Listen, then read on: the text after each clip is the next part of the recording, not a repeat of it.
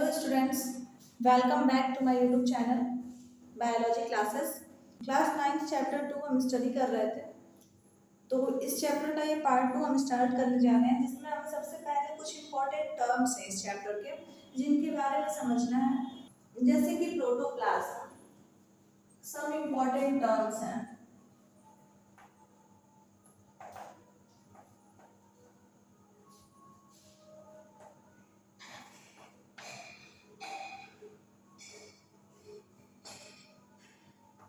First one is protoplasm. What is protoplasm? देखिए, the content of a living cell, content within the plasma membrane form protoplasm. जो भी living cell के content हैं, जब वो plasma membrane में content होंगे तो क्या बनाएंगे? प्रोटोप्लाज्म बनाएंगे। प्रोटोप्लाज्म जो होते हैं डिफरेंशिएट किए जाते हैं न्यूक्लियस और साइटोप्लाज्म में। प्रोटोप्लाज्म को डिफरेंशिएट किया गया है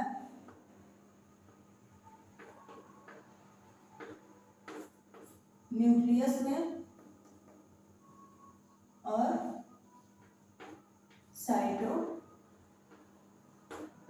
में। सेकेंड टर्म आता है, सेकेंड टर्म है gene. What is gene? So unit of hereditary information.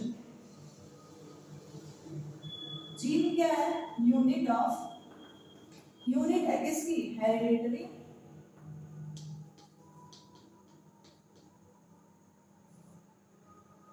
Information की। कोई भी हेरिडिटरी इंफॉर्मेशन हमें किसके थ्रू मिलती है? जीन के थ्रू मिलती है। जीन जो होता है वो इनहेरिट होता है from one generation to another generation. Gene जो होता है वो इनहेरिट होता है from one generation to next generation. Gene जो होता है वो जीन बना होता है डीएनए से, लेकिन कभी कभी क्या होता है कि डीएनए के मॉलिक्यूल एब्सेंट होते हैं और आरएनए से जीन बन जाता है। नॉर्मली तो जीन बना होता है made up of DNA, but कभी कभी क्या होता है, sometime made up of RNA. और आरएनए से बनने का एग्जाम्पल हो जाएगा TMP virus, tobacco mosaic virus. Tobacco mosaic virus में जीन जो होता है वो आरएनए की कंपोजिशन से बना हुआ होता है। अब हमें जानना है डीएनए क्या होता है। तो डीएनए का फुल फॉर्म होता है D oxy ribo nucleic acid. और अगर बात करें आरएनए की, तो आरएनए का फुल फॉर्म होता है राइबो न्यूक्लिक एसिड। ओके, तो ये थे कुछ इंपॉर्टेंट टर्म्स जो कि हमें जानना था इस चैप्टर में। अब हम स्टार्ट करेंगे प्रोकैरियोटिक और यूकैरियोटिक सेल। सेल भी कितने टाइप के होते हैं? दो टाइप के, एक प्रोकैरियोटिक और एक यूकैरियोटिक। तो अब इनको हम समझना स्टार्ट करते हैं। सबसे पहले हमें जानना है ऑर्गेनिज्म। ऑर्गेनिज्म कितने टाइप के होते हैं? तो ऑर्गेनिज्म में टू टाइप के होते हैं, एक सेलुलर ऑर्गेनिज्म और एक नॉन सेलुलर ऑर्गेनिज्म। ठीक है, सबसे पहले हमें जानना है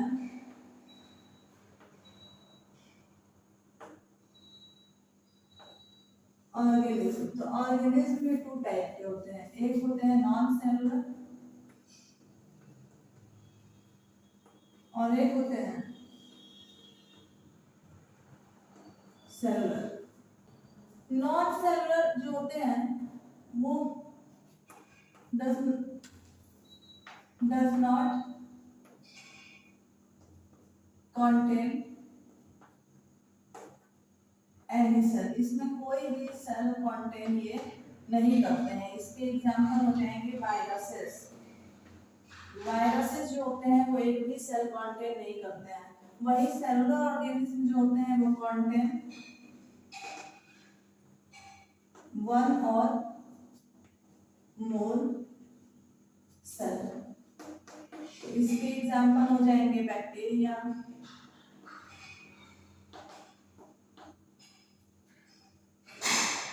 प्लांट्स एंड एनिमल्स। देखिए सेलुलर ऑर्गेनिज्म जो होते हैं इनको टू टाइप में क्लासिफाई किया गया है, ठीक है। फर्स्ट होते हैं प्रोकैरियोटिक और सेकंड होते हैं यूकैरियोटिक। तो इन दोनों को हमें समझना है, what is prokaryotic and what is eukaryotic. तो हम इसको हाफ पार्ट डिवाइड कर लेते हैं। इधर हम समझेंगे प्रोकैरियोटिक के बारे में। प्रोकैरियोटिक ऑर्गेनिज्म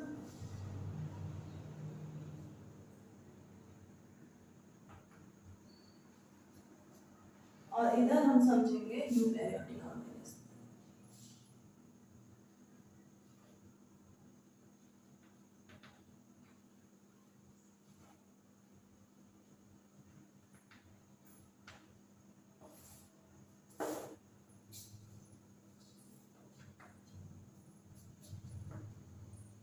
इनकी जो सेल होती है, सेल जो होती है वो प्रिमिटिव होती है, प्रिमिटिव भी होती है एज वेल एज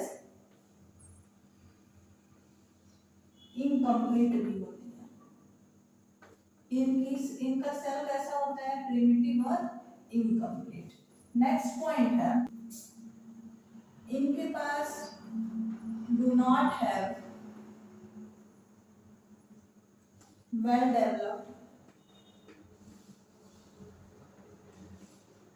न्यूक्लियस। इनके पास कोई भी डेवलप न्यूक्लियस नहीं पाया जाता है।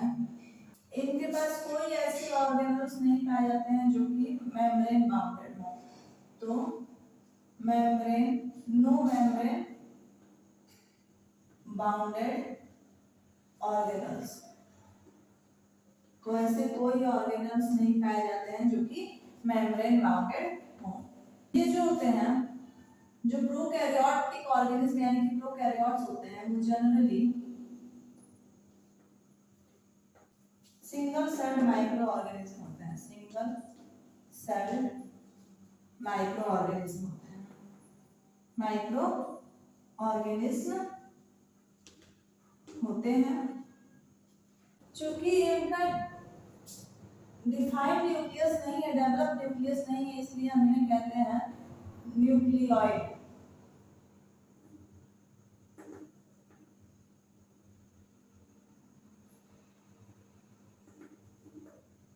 जिसके पास भी अनडिफाइंड न्यूक्लियस रहेगा उस न्यूक्लियस को हम कहेंगे न्यूक्लियोइड।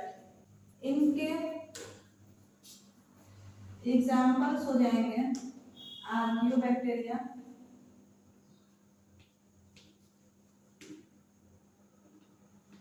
नॉर्मल बैक्टीरिया,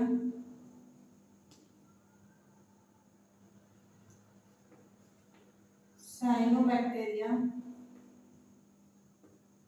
साइनोबैक्टीरिया में क्या आ जाएगा, ब्लू ग्रीन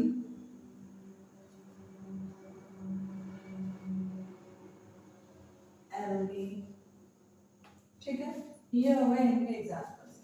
अब हमें समझना है यूकैरियोटिक ऑर्गेनिज्म के बारे में। तो जो भी ऑर्गेनिज्म यूकैरियोटिक होते हैं उन्हें हम कहते हैं यूकैरियोट्स। तो इनके पास well defined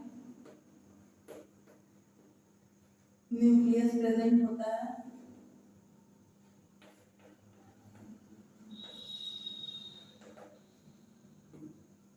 membrane bounded cell organelles present होते हैं। मेम्ब्रेन बाउंडेड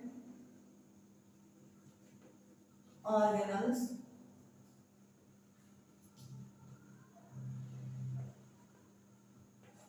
प्रेजेंट होते हैं।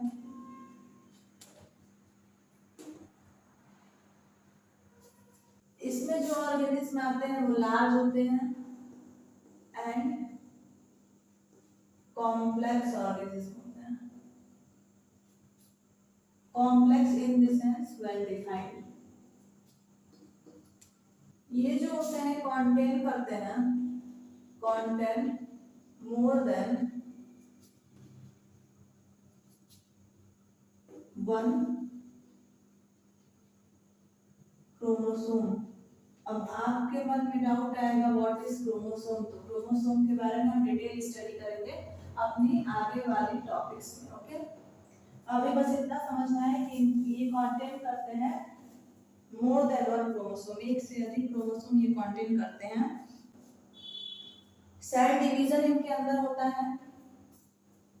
सेल डिवीजन जो होता है इनके अंदर वो मियोटिक प्रोसेस से होता है। Meiotic cell division and meiosis cell division के थ्रू होता है।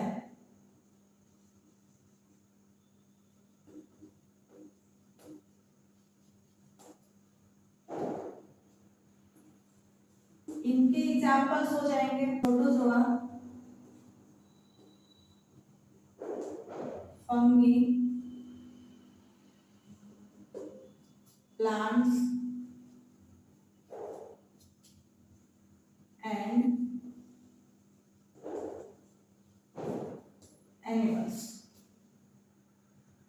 ओके, तो ये है प्रोकैरियोटिक और यूकैरियोटिक ऑर्गेनिज्म। प्रोकैरियोटिक ऑर्गेनिज्म जो होते हैं उनके सेल जो होते हैं वो प्रिमिटिव होते हैं एज वेल एज इनकम्प्लीट होते हैं। They do not have well developed nucleus. That type of nucleus is known as undefined type of nucleus is known as nucleoid.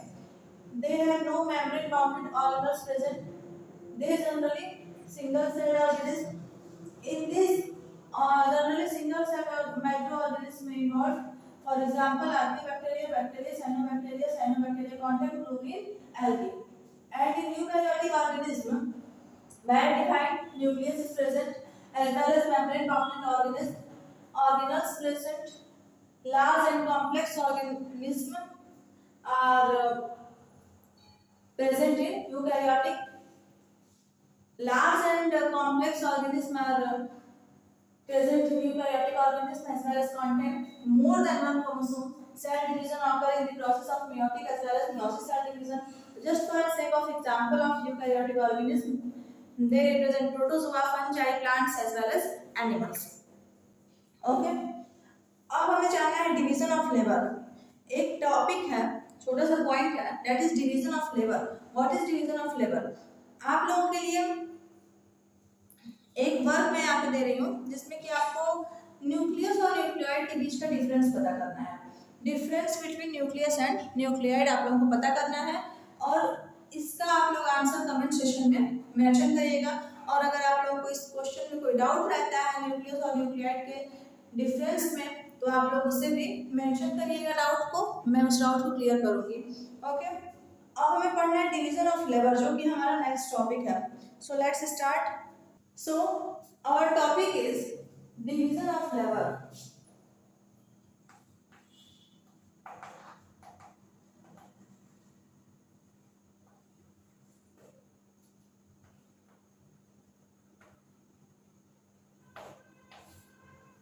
What is division of labor? What is division of labor? A term that describes the specialized functions of cell organisms which come together to ensure that the cell is capable of surviving as well as performing its role in the body. एक ऐसा term जो कि describe करता है किसी भी cell के specialised function को। ये क्या डिस्क्राइब करता है? डिवीजन ऑफ लेबर तो डिस्क्राइब करता है स्पेशलाइज्ड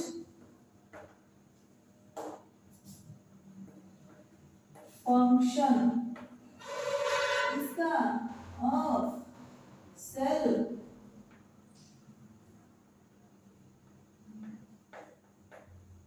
ऑर्गेनल्स, किसी भी सेल ऑर्गेनल्स के स्पेशलाइज्ड फंक्शन को ये डिस्क्राइब करता है। कौन? डिवीजन ऑफ लेबर, जिससे कि ये एंश्योर हो पाता है, जब ये स्पेशलाइज्ड करता है तो इससे ये एंश्योर हो पाता है, इससे ये एंश्योर हो पाता है कि जो सेल है वो कैपेबल है, कैपेबल है किस चीज के लिए? सर्वाइविंग के लिए, सर्वाइविंग के लिए, as well as performing their function in the body. Okay, तो ये है division of labour. Division of labour एक ऐसा टर्म है जिसको जो कि डिस्क्राइब करता है किसी भी सेल ऑर्गेनल्स के स्पेशलाइज्ड फंक्शन को, और ये स्पेशलाइज्ड फंक्शन ये एंश्योर कर पाता है कि कोई भी सेल जो है कैपेबल है सरवाइव करने के लिए, यहाँ तक कि कोई भी एक्टिविटी परफॉर्म करने के लिए, कोई फंक्शन परफॉर्म करने के लिए, जिस स्पेशलाइज्ड फंक्शन के लिए उस सेल को डिस्क्राइब किया गया है। अब हमें जानना है सेल शेप के बारे में, ठीक है। अब मेन टॉपिक हमारा स्टार्ट हो रहा है धीरे धीरे, that is cell shape. What is cell shape? Cell का शेप कैसा होता है? तो चलिए जानते हैं सेल शेप के बारे में।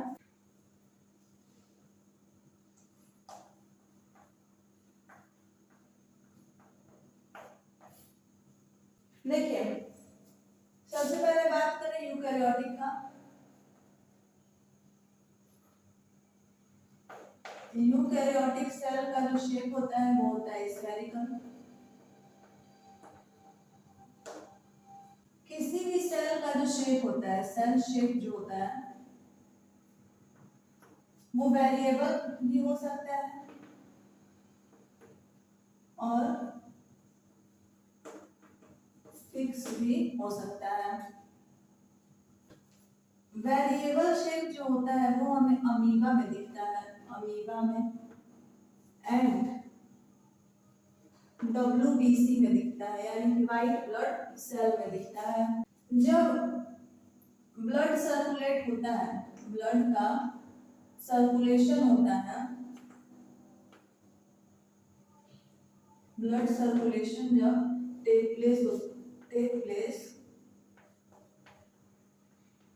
देन इसका शेप कैसा होता है? WBC का स्फेरिकल शेप का होता है, अदरवाइज इसका जो शेप होता है वो इरेगुलर होता है।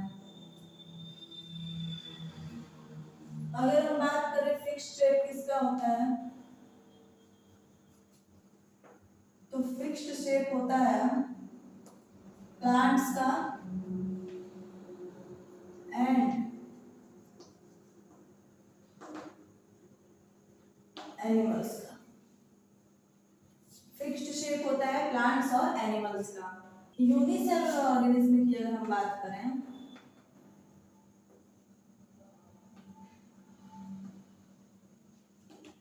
तो इनका सेल का शेप को मेंटेन करना पड़ेगा, और सेल का शेप मेंटेन किससे होता है?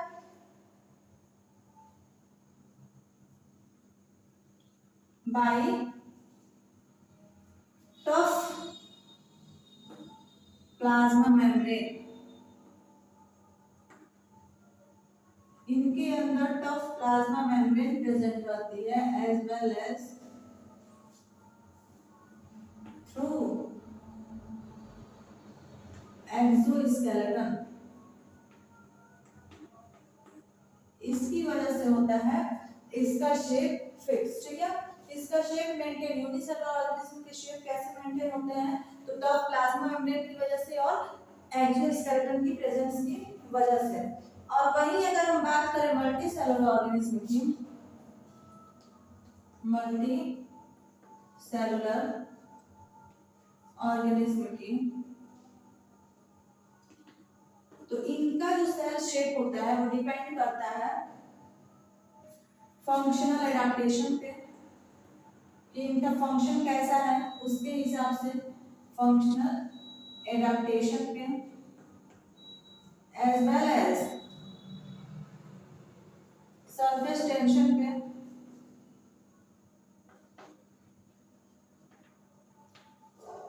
विस्कोसिटी ऑफ प्रोटोप्लाज्म पे भी, विस्कोसिटी ऑफ प्रोटोप्लाज्म पे भी ये डिपेंड करते हैं, मैकेनिकल एक्शन पे, मैकेनिकल एक्शन पे, and last one is rigidity of cell wall.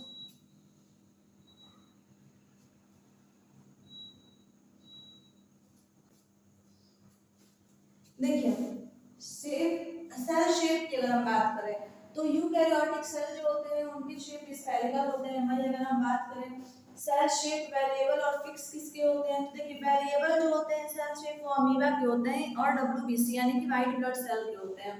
तो जब ब्लड सर्कुलेट कर रहा होता है हमारी बॉडी में तब डब्ल्यूबीसी का शेप स्फेरिकल होता है, अदरवाइज वो वेरिएबल शेप में पाया जाता है।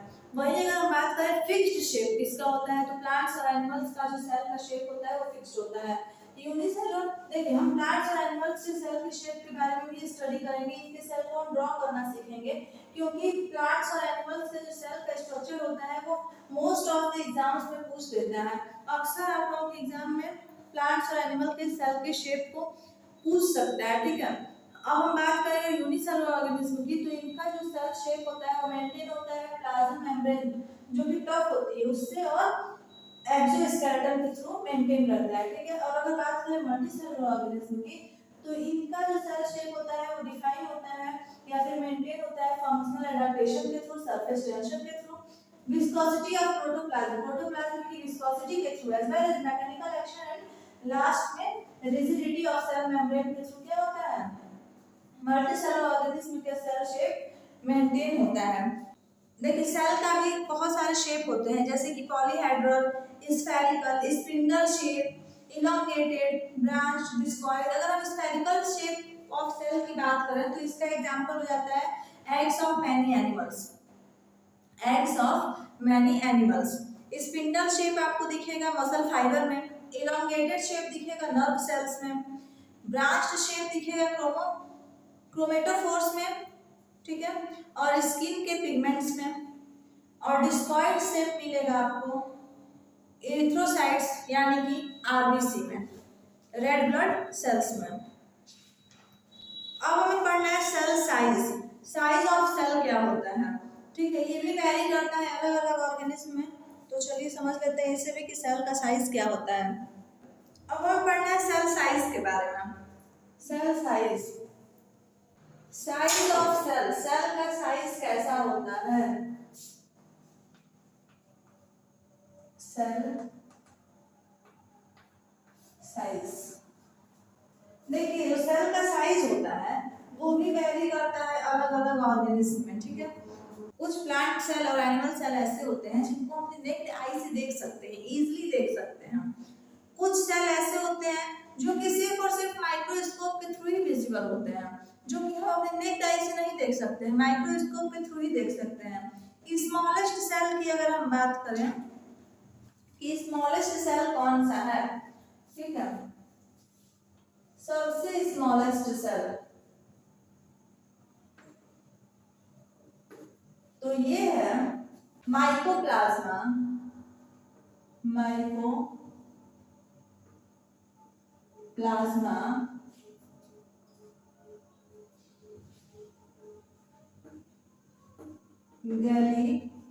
Gallisepticum, okay. इसकी साइज कितनी है, तो वो है 0.1 से 0.3 mm तक।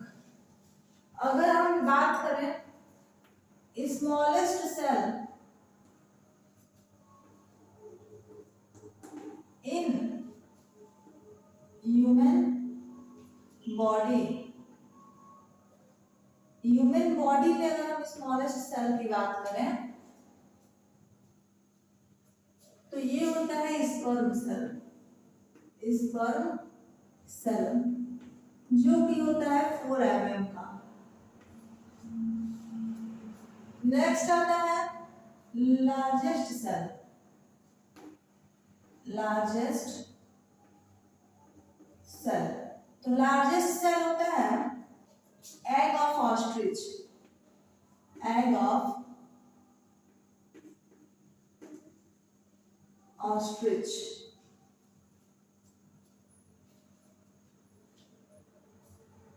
जो कि होता है 15, एग ऑफ ऑस्ट्रिच होता है 15 to 18 सेंटीमीटर, ठीक है। और अगर हम बात करें लार्जेस्ट सेल इन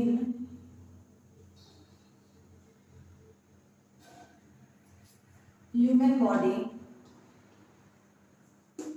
तो ये होता है ओवम एग, ठीक है। कितने का, कितने सेंटीमीटर का होता है, कितने मीटर का, 0.1 सेंटीमीटर, ठीक है। तो ये की फैक्ट्स है जो कि आपके एग्जाम में ही नहीं बल्कि किसी भी कॉम्पिटिटिव एग्जाम में पूछ सकता है कि स्मॉलेस्ट सेल कौन सा है, तो माइकोप्लाज्मा गैलीसेप्टिकम, जो कि 0.1 to 0.3 mm का होता है। लार्जेस्ट सेल कौन सा है, तो एग ऑफ ऑस्ट्रिच, जो कि 15 to 18 सेंटीमीटर का होता है। स्मॉलेस्ट सेल ह्यूमन बॉडी में क्या है, तो स्पर्म सेल, जो कि 4 mm का होता है। और लार्जेस्ट सेल ह्यूमन बॉडी में कौन सा होता है, तो ओवम, जिससे हम एग भी कहते हैं, ठीक है, जो कि 0.1 सेंटीमीटर का होता है। अब हमें पढ़ना है सेल वॉल्यूम के बारे में। Cell volume, cell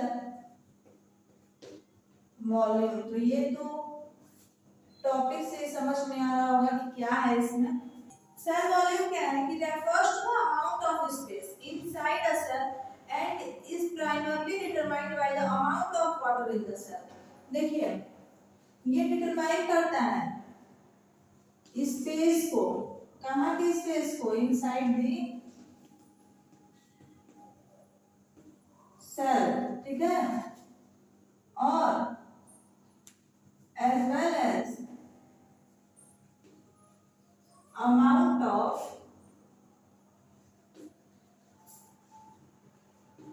water present inside the cell, amount of water present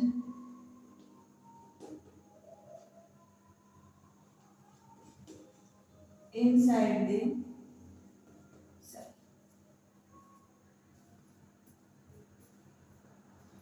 ठीक है ना। सेल वॉल्यूम समझ में आया कि स्पेस को ही आइडेंटिफाई करता है कि किसी भी सेल के अंदर कितने स्पेस है, as well as amount of water, यानी कितना वाटर प्रेजेंट है सेल के अंदर, इसको भी आइडेंटिफाई करता है। अब हमें जानना है सेल नंबर के बारे में।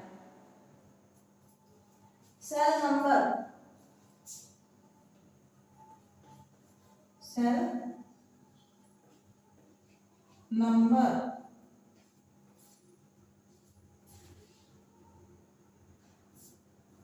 देखिए, मल्टी सेलुलर ऑर्गेनिज्म मतलब देखिए सेल का नंबर जो है वो वेरी करता रहता है अलग अलग ऑर्गेनिज्म में, ठीक है। कभी कभी फिक्स भी होता है, जैसे कि रोटिफायर्स और निमेटोड्स जो होते हैं, इनमें सेल का नंबर फिक्स होता है। रोटिफायर्स और निमेटोड्स, ये सब के बारे में हमें डिटेल में स्टडी करनी है, अभी नहीं, अभी हम सिर्फ इतना जान लेना है कि रोटिफायर्स और निमेटोड्स के अंदर सेल का नंबर जो होता है वो फिक्स होता है। हमें इसके बारे में डिटेल स्टडी हम इसके बारे में करेंगे क्लास 11th में। ह्यूमन बॉडी में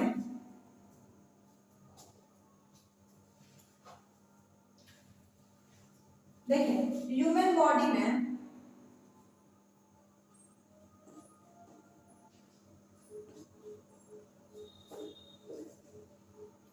बॉडी में सेल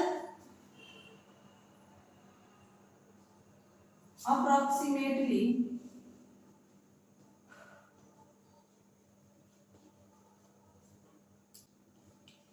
100 ट्रिलियन,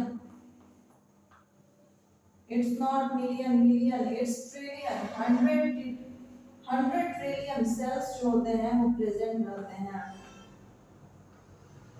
अप्रोक्सीमेटली यानी कि लगभग, इससे अधिक भी हो सकते हैं, अप्रोक्सीमेटली लगा है, ध्यान रखिएगा। 100 ट्रिलियन सेल्स प्रेजेंट रहते हैं। 100 ट्रिलियन सेंस करता है 10 टू द पावर 14, ठीक है। 10 to the power 14 cells present रहते हैं ह्यूमन बॉडी में, ठीक है। तो सेल का शेप, सेल का size, cell volume, cell number, ये सभी टॉपिक्स हमारे क्लियर हो चुके हैं। अब हमें स्टार्ट करना है हमारा main and most important topic, और यही टॉपिक के बारे में हमें डिटेल पढ़ने के बाद हमारा चैप्टर खत्म हो जाएगा, जो कि है structure of cell. Structure of cell, जिसमें कि हमें प्लांट सेल, एनिमल सेल दोनों की स्ट्रक्चर को बनाना भी सीखना है, क्योंकि एग्जाम में मैक्सिमम नंबर के क्वेश्चन में पूछ देता है कि draw the animal cell, draw plant cell, या फिर कभी कभी पूछ देता है कि एनिमल और प्लांट सेल का डायग्राम दे देता है और पूछ देता है नेमिंग करने के लिए उसमें। तो ये दोनों सेल्स के बारे में हमें डिटेल स्टडी करना है। तो चलिए स्टार्ट करते हैं हमारा टॉपिक स्ट्रक्चर ऑफ सेल। हमारा नेक्स्ट और मेन टॉपिक है।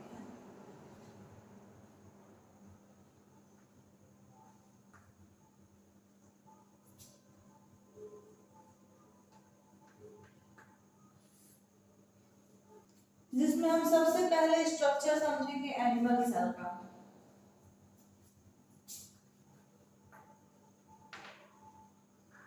एनिमल सेल का स्ट्रक्चर हम समझेंगे।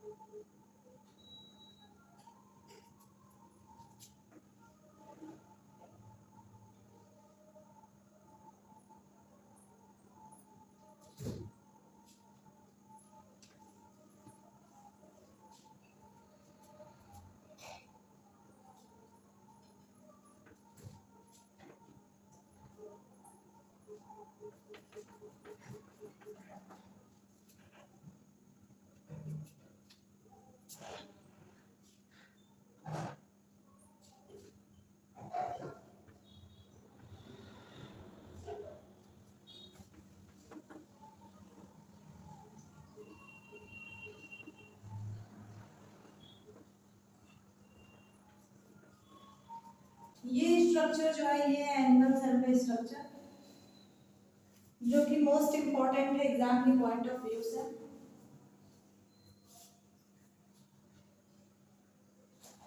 जिसमें यहाँ पे है माइक्रोविलस,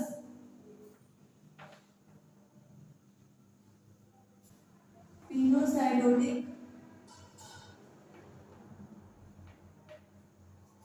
वेसिकल फॉर्मिंग, ये है यहाँ पे पिनोसाइडोटिक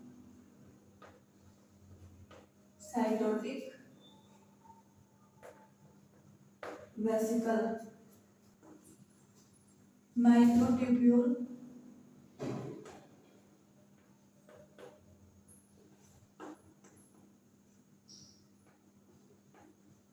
lysosome, mitochondria,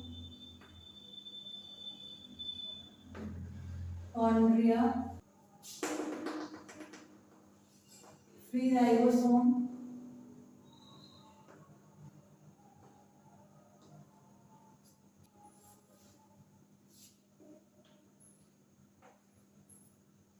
to centrioles at right angle to each other. Nucleopore,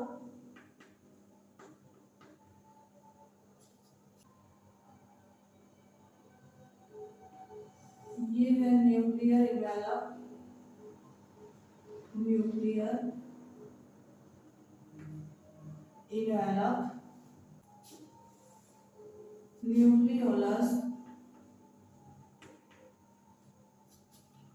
हेटेरोक्रोमेटिन,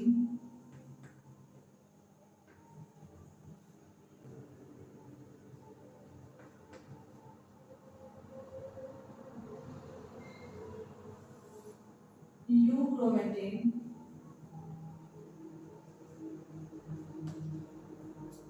ये दोनों को हम कहेंगे एक साथ क्रोमेटिन,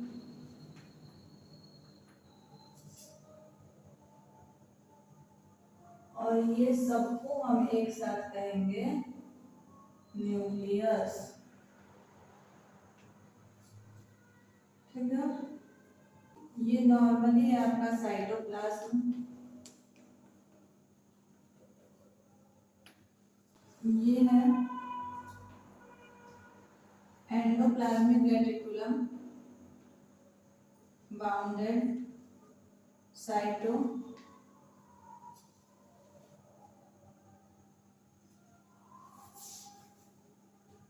राइबोसोम,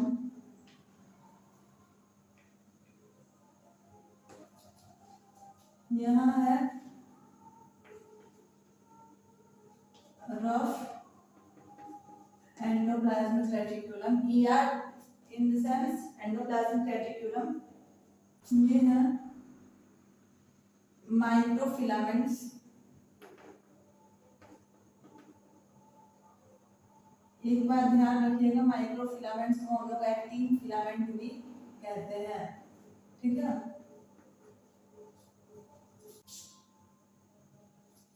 यहाँ पे ये है आपका गोल्जी एपरेटस, गोल्जी, यहाँ पे है गोल्जी वेसिकल,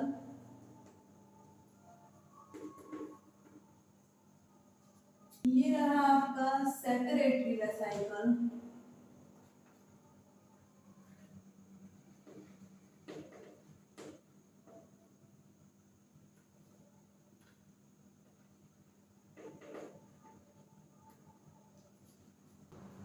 यहाँ पे है exocytosis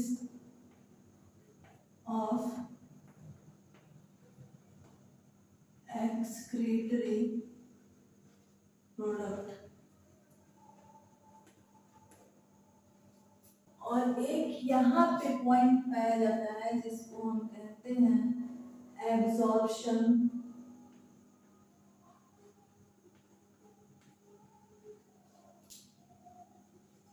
of the base of microvilli.